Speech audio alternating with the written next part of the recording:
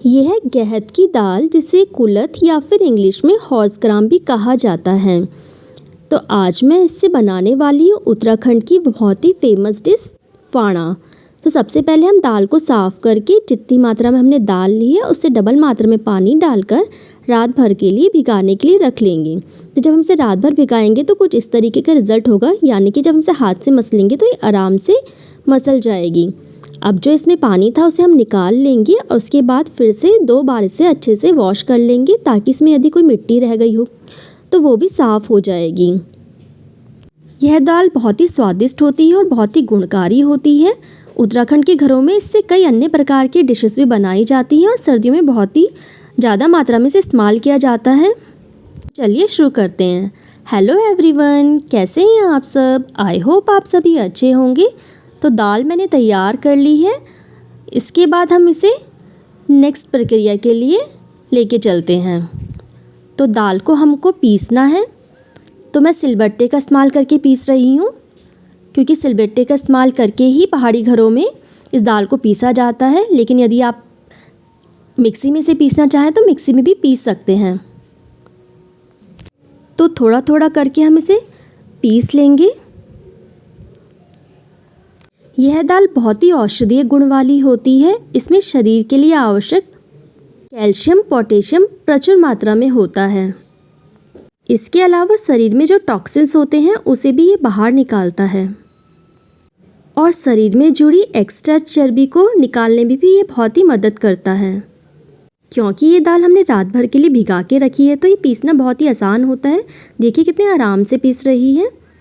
तो एक एक करके मैं सारी दाल पीस लूँगी और जितना हो सके उतना बारीक हमको पीसना है। इस दाल में प्रचुर मात्रा में प्रोटीन होता है। और हाँ, जिन लोगों को पथरी की शिकायत होती है उन लोगों के लिए भी यह दाल बहुत ही फ़ायदेमंद होती है। रात भर यह दाल भिगा कर रखने से उस दाल का जो पानी होता है, भिगाया हुआ पानी, यदि हम उसका सेवन लगातार करते हैं तो पथरी गलने में मदद हो जाती है।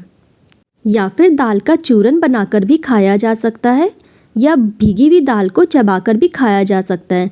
चलिए, तो बातों बातों में मेरी दाल पीस के तैयार हो चुकी है। अब हम इसके लिए मसाले भी पीस सकते हैं। तो मैंने यहाँ पे अदरक, कुछ मिर्ची, लगभग 10-12 लहसुन की कलियाँ ली हुई हैं। इन सबको हम अच्छे से पीस लेंगे। क्योंकि मैंने दाल सिलबट्टे में पीसी है तो ये मसाला भी मैं सिलबट्टे में ही पीस रही हूँ। यह दाल पाचन क्रिया को मजबूत करती है और शुगर लेवल को कम करने के लिए भी मदद करती है। तो हमारा मसाला भी पीस रहा है, बिल्कुल बारीक इसे पीस लेंगे। आप चाहे तो सूखा धनिया इत्यादि भी पीस सकते हैं। फ़िलहाल मैं नहीं पीस रही हूँ, पर पहाड़ी घरों में हम मसाला भी साथ साथ पीसते हैं तो खाने का स्वाद और बढ़ जाता है। अब शहरों में तो हम लोग पीसे हुए मसाले ही अधिकतर यूज़ करते हैं। तो बाकी चीज़ें मैं ऐसे ही यूज़ करने वाली हूँ। जो चीज़ें पीस सकती थी वो मैंने पीस ली हैं। तो ये भी तैयार है। दाल के साथ ही हम इसे भी निकाल लेंगे। तो अब दोनों चीज़ें पीस के मैंने तैयार कर ली हैं। इसके बाद हम कढ़ाई गरम करने के लिए रख लेंगे। तो यहाँ पे मैंने लोहे की कढ़ाई ली है, क्योंकि यह दाल लोहे की कढ़ाई में बनाकर और भी स्वादिष्ट हो जाती है। सरसों का तेल गरम करने के लिए रख दिया है। जैसे ही तेल गरम हो जाएगा मैं इसमें जखिया डाल रही हूँ। जखिया पहाड़ी घरों में अधिकतर खानों में इस्तेमाल किया जाता है। यदि आपके पास जखिया ना हो तो आप जीरा भी इस्तेमाल कर सकते हैं। अब मैंने थोड़ा लहसुन और अदरक तड़के के लिए अलग से रखा हुआ था, तो वो हम तड़के में डाल लेंगे। जब लहसुन और अदरक भुन जाए तो हम इसमें प्याज भुनेंगे। जब प्याज भुन जाए तो यानी कि प्याज अच्छे से लाल हो जाए, उसके बाद हम इसमें टमाटर डाल लेंगे। बहुत ज़्यादा मसाले नहीं पड़ते हैं इस दाल में। नॉर्मल मसाले जो हम घर में इस्तेमाल करते हैं वही पड़ते हैं, पर दाल बहुत स्वादिष्ट होती है। कई लोग इसमें पकौड़ियाँ भी बनाते हैं, यानी कि इसी दाल की पहले पकौड़ियाँ बना लेते हैं। तो आप चाहें तो पकौड़ियाँ भी बना सकते हैं। जैसे कड़ी के लिए पकौड़ी बनाई जाती है, वैसे ही सेम इस दाल की पकौड़ियाँ भी बनाई जा सकती हैं और फिर दाल में उन पकौड़ियों को डाल दिया जाता है। मैंने नहीं बनाई है।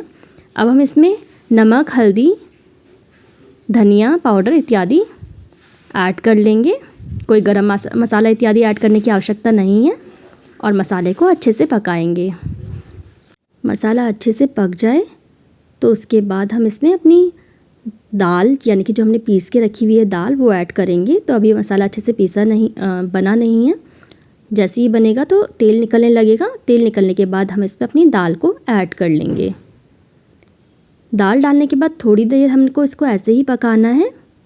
बहुत ज़्यादा देर तक पकाने की ज़रूरत नहीं होती है। ऑलरेडी ये मुलायम हो चुकी होती है।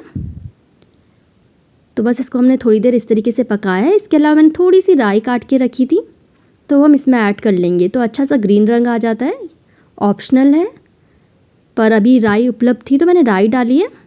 कभी प्याज के पत्ते उपलब्ध होते तो हम प्याज के पत्ते ऐड कर लेते हैं, या फिर पालक उपलब्ध होती है थोड़ी सी पालक ऐड कर लेते हैं। ज़्यादा क्वांटिटी में नहीं, थोड़ी सी क्वांटिटी में। तो इसका अच्छा सा ग्रीन रंग आता है और स्वाद और बढ़ जाता है। बस इस तरीके से ऐड करके थोड़ा सा ऐसे पकाने के बाद में हम इसमें पानी ऐड कर लेंगे। तो लगभग 1.5 लोटा पानी हम इसमें ऐड कर रहे हैं, क्योंकि ये दाल जब पकती है तो बढ़ने लगती है। तो जैसे हम दाल को उबालते हैं तो दालें बढ़ती हैं, उसी तरीके से ये दाल भी पकने के बाद में बढ़ेगी। बस इसके बाद में अच्छा सा उबाल आने देंगे लगभग 10 मिनट के लिए, और 10 मिनट बाद ये दाल बनके रेडी हो जाएगी। तो देखिए अच्छा सा उबाल आ गया है, दाल बनके रेडी हो चुकी है। ग्रीन कलर इसका है। तो बस बीच बीच में इस तरीके से करछी से चलाते रहेंगे, किनारे किनारे लगने नहीं देना है। तो जैसे जैसे बनेगी तो थोड़ा डार्क ग्रीन कलर आ जाएगा। तो दाल बनके रेडी है। एक तरफ मेरी रोटियां भी बन रही हैं। तो इस दाल को अधिकतर चावल के साथ खाया जाता है, तो मैंने चावल भी बनाए हुए, मैं चावल के साथ ही इसे सर्व कर रही हूँ। तो हल्दी डाल के मैंने चावल बनाया हुआ है। तो अब ये खाने के लिए बिल्कुल रेडी है। वीडियो देखने के लिए धन्यवाद। Bye bye.